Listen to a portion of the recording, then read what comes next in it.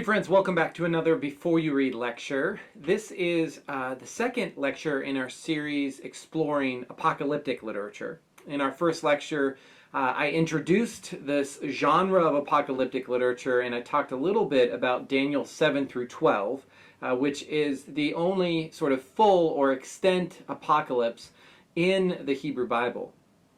With this lecture, we turn our attention to uncharted waters for many of us, and that is the book of First Enoch, which is one of the most important books, or rather collections. It's almost like a library of apocalyptic literature for early Judaism and to some extent early Christianity.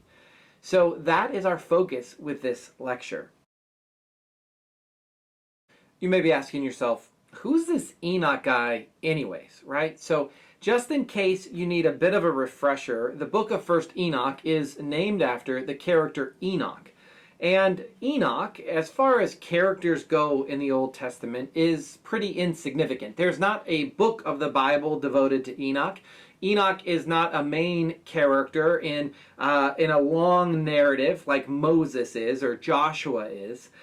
Instead, Enoch is really only mentioned a handful of times in all of the Hebrew Bible and in all of the Christian Bible if we include the New Testament as well. We see Enoch's name mentioned primarily in connection with the various genealogies that connect to Adam and Eve, particularly in Genesis 4 and 5.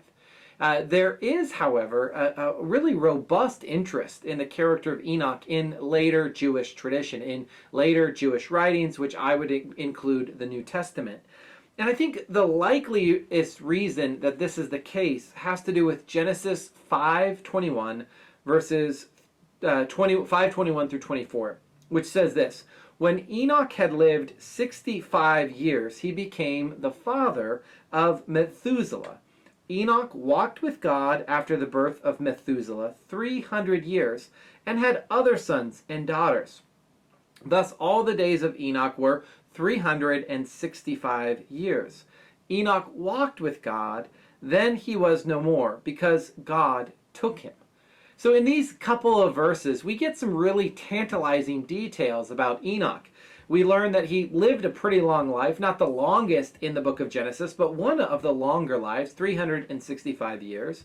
We learn that he walked with God, which suggests something of a proximity to God, something of a nearness to God, perhaps a piety, that Enoch was a model figure, we might say.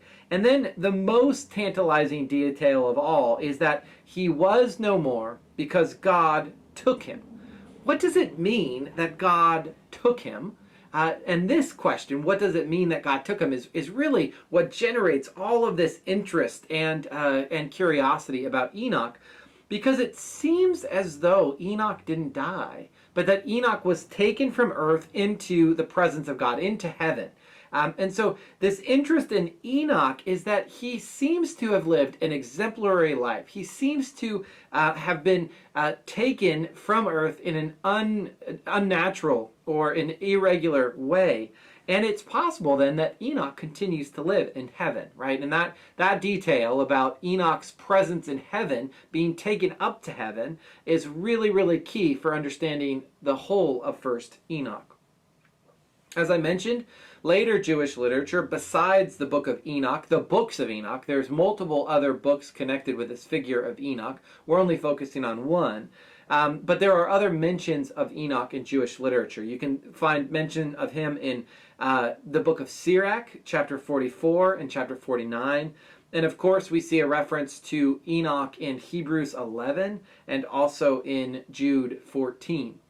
So really, the short story is that Enoch is this relatively obscure, slightly insignificant character in the Hebrew Bible that takes on a life of his own in early Jewish literature. It's particularly connected with this legacy of being a special figure, someone who was beloved or special to God, and who was taken from earth in an irregular way.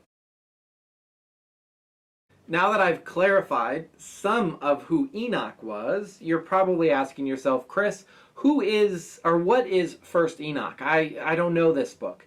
And that's very right. First Enoch is not a book that is found within the New Testament or the Old Testament. It's not even found in those Jewish writings in the middle of a study Bible known as the Apocrypha.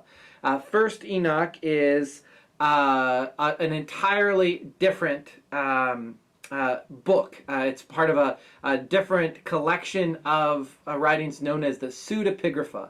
And there's a whole 2-volume work devoted to these Jewish texts. We're only focusing on First Enoch. And First Enoch itself is a composite text. What does that mean? It's a composite text. It is probably a collection or a collaboration of earlier works that have been combined together, all associated with Enoch, but it's unlikely that the 98 or 100 or so chapters that we know as First Enoch were all written at the same time. Instead, what scholars have identified are 5 distinct books within the book of First Enoch, what we know as Enoch. And those books are the Book of Watchers in chapters 1 through 36, the Similitudes of Enoch in chapters 37 through 71, the Astronomical Book, which is found in chapters 72 through 82, the Book of Dreams, which is found in chapters 83 through 90, and the Epistle of Enoch, which is found in chapters 91 through 97. So we have these 5 books, these 5 component pieces that we have as contemporary readers lumped together in one primary or one book. We only have a full version of all 5 of these books in one book known as First Enoch.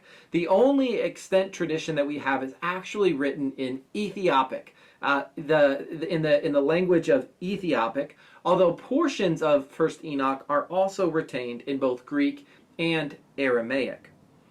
Scholars suggest that the very earliest component parts of First Enoch probably date to sometime around the 3rd century BCE.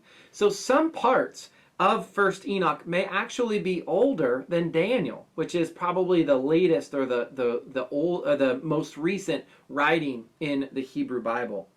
And so those earlier parts are the Book of Watchers, the Astronomical Book, and so then the rest of the Book of Watchers or the rest of Enoch are written after that point. It's likely that the Similitudes of Enoch, some of that middle material, are actually the latest materials written sometime in the 1st century before the Jewish war with Rome in 66 through 70 CE. We know from the Qumran community, from the place where the Dead Sea Scrolls were found, I've mentioned those in the past, we know that there are fragments from First Enoch, and that First Enoch and the character of Enoch and books connected with Enoch were important to that Qumran community.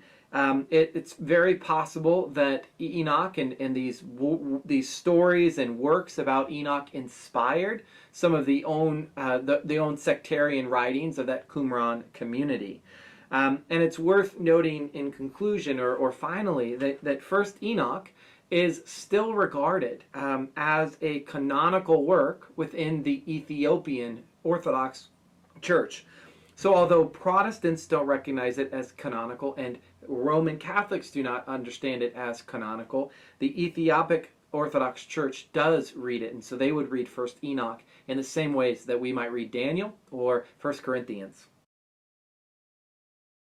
For our class, we'll be focusing on just a portion of each of these 5 books that make up First Enoch. And this will give us a sampling of First Enoch. It'll give us some really interesting connections both with Daniel and with what we know of apocalyptic literature through the New Testament, especially Revelation.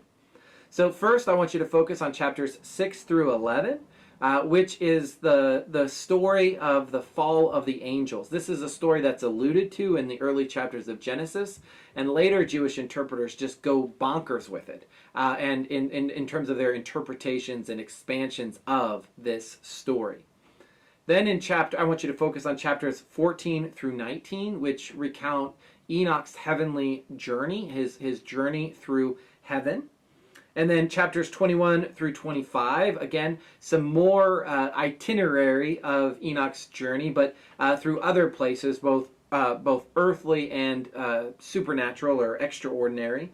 I want you to read chapter 60 because this has a wonderful story about the two monsters, Behemoth and Leviathan. Then I want you to read chapters 83 through 87, which offers a sampling of dream visions. And then finally read chapter 93, which is the Apocalypse of Weeks.